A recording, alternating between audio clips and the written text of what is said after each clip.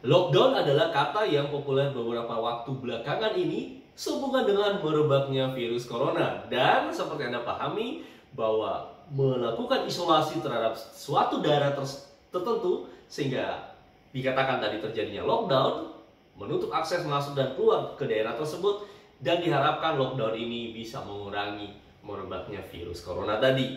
Sama halnya dengan sebuah presentasi, tentu Anda berharap ketika Anda membawakan presentasi, maka audiens Anda tidak masuk dan keluar dalam ruangan presentasi Anda dan tidak membuat kegaduhan karena masuk dan keluarnya mereka. Atau yang saya katakan dengan melockdown area presentasi Anda. Lalu bagaimana caranya?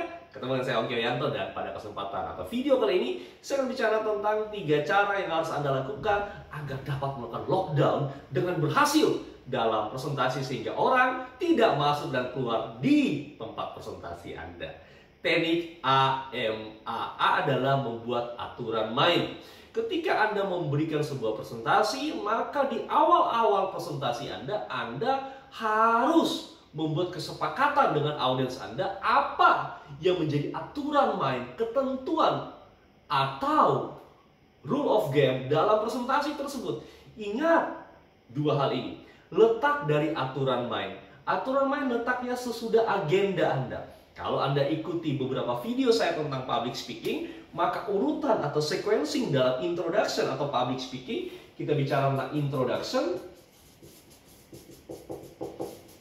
Dalam introduction tentu kalau Anda masih ingat ada namanya kalimat pembuka atau opener, ada judul namanya topik atau judul presentasi Anda, ada agenda atau poin-poin yang akan Anda bahas. Sesudah agenda inilah Anda memberikan aturan main yang Anda harapkan audiens Anda lakukan sehingga presentasi Anda berjalan dengan kondusif. Lalu kalau kita bicara tentang aturan main, ada beberapa hal penting yang harus Anda perhatikan ketika Anda membuat aturan main tersebut. Poin yang pertama adalah pastikanlah bahwa aturan main itu untuk kepentingan audiens Anda.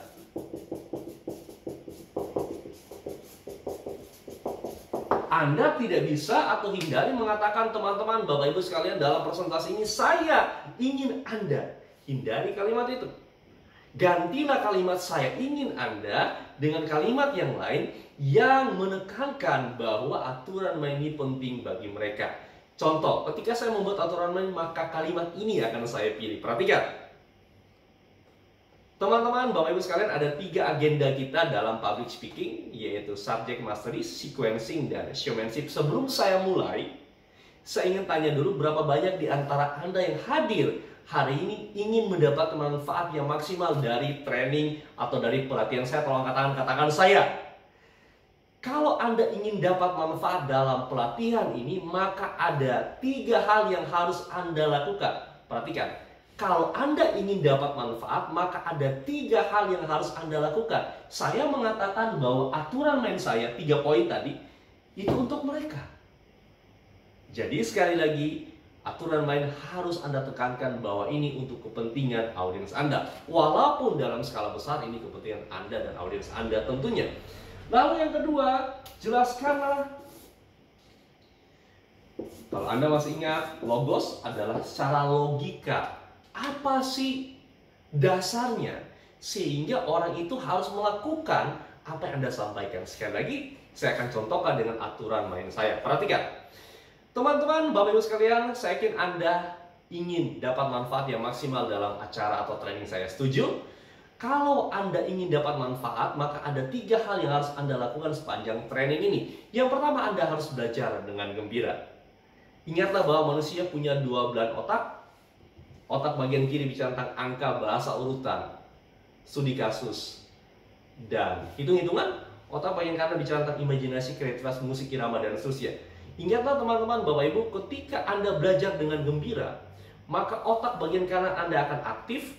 Ketika otak bagian kanan Anda aktif, maka Anda akan dengan mudah untuk membuat rencana tindakan atas poin-poin yang akan saya sampaikan nantinya.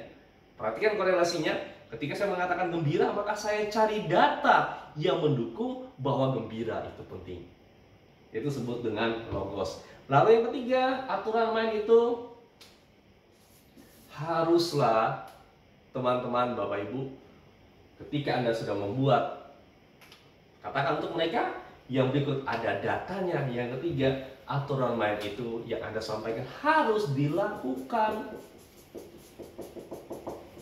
Jadi misalnya contoh, Anda mengatakan bahwa matikan handphone, lalu tiba-tiba di tengah-tengah presentasi Anda ada handphone yang berbunyi, ingatkan kembali mereka tentang aturan main yang sudah disepakati sebelumnya.